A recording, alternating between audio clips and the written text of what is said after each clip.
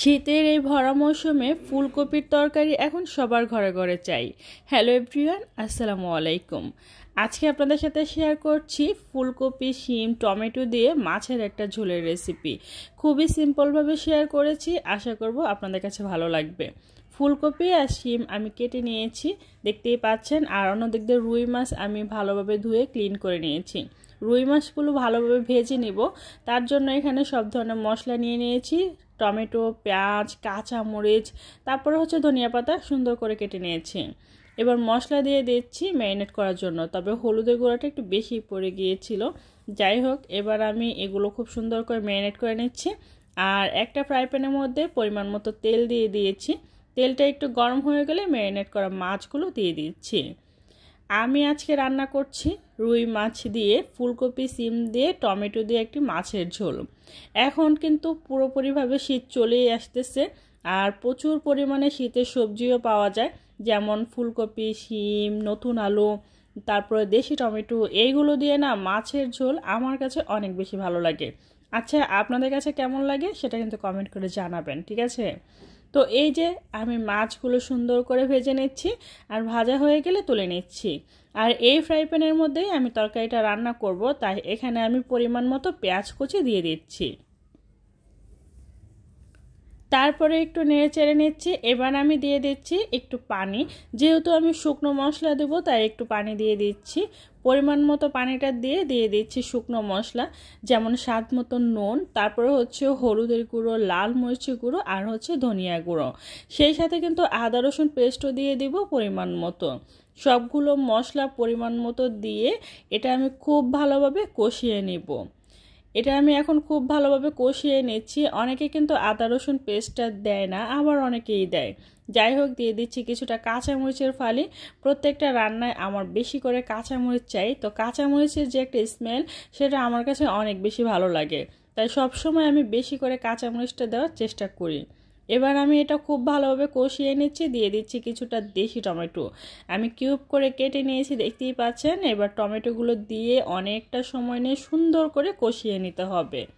আর আপনারা হয়তো অনেকে জানেন, যারা আমার রেগুলার ভিডিও দেখেন, যে আমি প্রতিটা রান্না অনেকটা ভালোভাবে কষিয়ে রান্না করি।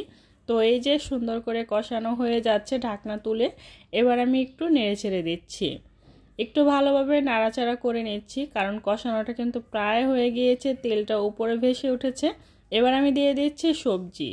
এখানে আমি নিয়েছি ফুলকপি, তারপর ফুলকপির যে ডাঁটাগুলো থাকে ওইগুলো সুন্দর করে বেছে নিয়েছি, আর লম্বা লম্বা যে শিমগুলো থাকে ওইগুলো নিয়েছি। আমার কাছে আলু ছিল না তাই দেইনি, যদি নতুন আলু থাকে অবশ্যই দেওয়ার চেষ্টা করবেন, দেখবেন অনেক বেশি ভালো লাগে। তো এই যে আমি এটা অনেক সুন্দর করে কষিয়ে নিচ্ছি। এখন পর্যন্ত কিন্তু কোনো প্রকার পানি দেইনি, ওই যে মশলা কষানোর সময় একটু পানি দিয়েছিলাম ওইটাই। তো এই যে সুন্দর করে কষিয়ে নিচ্ছি, আবারও ঢাকনা দিয়ে ঢেকে দিচ্ছি। এখন আমি যেটা করব, একটু ঢাকনাটা তুলে খুব ভালোভাবে নেড়ে চেড়ে নিব, কারণ কষানোটা কিন্তু অনেক সুন্দর করে হয়ে গিয়েছে, তেলটা উপর থেকে ভেসে উঠেছে। তো এখন আমি এটা নাড়াচাড়া শেষ হয়ে গেলে দিয়ে দিচ্ছি পরিমাণ মতো ঝোল। ঝোলটা অবশ্যই বুঝে শুনে দিবেন, কারণ যে যতটুকু পছন্দ করে, অনেকে বেশি অনেকে কম, তো সেই অনুপাতে আমি ঝোল দিয়ে দিয়েছি। অনেকটা সময় বলক চলে এসেছে, তো দিয়ে দিচ্ছি ভেজে রাখা মাছ। তো আমি মাছগুলো দিয়ে একটু নেড়ে ছেড়ে দিচ্ছি, কারণ মাছগুলো একটু ঝোলের মধ্যে ডুবিয়ে নিব, এতে করে সুন্দর করে আরও কিছুক্ষণ রান্না করে নেব। তারপরে দিয়ে দিচ্ছি এখানে আমি কিছুটা পরিমাণ ধনিয়া পাতা কুচি। শীতের এই তরকারির মধ্যে না ধনিয়া পাতা কুচি দিলে অনেক বেশি ভালো লাগে। অন্য দিক দিয়ে আমি রাইস কুকারে ভাত বসিয়ে দিয়েছিলাম। এই তো আমার ভাত হয়ে গিয়েছে, দেখতেই পাচ্ছেন খুব সুন্দর করে। তো এখন আমি যেটা করব, খাওয়া দাওয়ার জন্য আমি একটা প্লেটের মধ্যে ভাত নিয়ে নিচ্ছি, আর নিয়ে নিচ্ছি তরকারি, যেটা হচ্ছে শীতের সবজি তরকারি, মাছের ঝোল। শীতের এই ভরা মৌসুমে এরকম একটা তরকারি কিন্তু সবার বাসায় থাকে। সবার বাসায় কিন্তু শিম, ফুলকপি, নতুন আলু, টমেটো দিয়ে মাছের একটা ঝোল থাকে, নয়তো একটা নিরামিষ থাকে, তাই না? আচ্ছা, কার কার বাসায় এরকম হয় একটু কমেন্ট করে জানাবেন, হ্যাঁ? তো এই যে গরম গরম ভাত আর হচ্ছে গরম গরম তরকারি, এই তরকারিটা থাকলে কি আর দ্বিতীয় কোনো তরকারি লাগে বলেন তো? আমার কাছে মনে হয় লাগে না। তো এই যে আমি সুন্দর করে আমার প্লেটের মধ্যে বেশি করে সবজি নিয়ে নিয়েছি, আর অনেকগুলো শসা নিয়ে নিচ্ছি, কারণ আমি অনেক মোটো হয়ে গিয়েছি, তাই আমার অনেক বেশি শসা খেতে হবে। আর একটা লেবু নিয়ে নিয়েছি। তারপরে সন্ধ্যার সময় একটু নিচে গিয়েছিলাম আমার ফ্রেন্ডের সাথে, দুইজনে মিলে একটু বেলপুরি খেয়েছিলাম। আর আমাদের বাসার নিচে এরকম একটা ভিউ, এটা আপনাদের সাথে আরও অনেক ভিডিওতে শেয়ার করেছি। এই তো আমরা সবাই মিলে বেলপুরি খাচ্ছি। তো এই ছিল আমার আজকের ব্লগটা ভালো লাগলে লাইক কমেন্ট শেয়ার করতে ভুলবেন না। প্লিজ চ্যানেলটা সাবস্ক্রাইব করে রাখবেন আর পেজে লাইক ফলো দিয়ে সবসময় সাপোর্ট করবেন, ঠিক আছে? সবাই ভালো থাকবেন, সুস্থ থাকবেন আর অবশ্যই আমার জন্য দোয়া করবেন।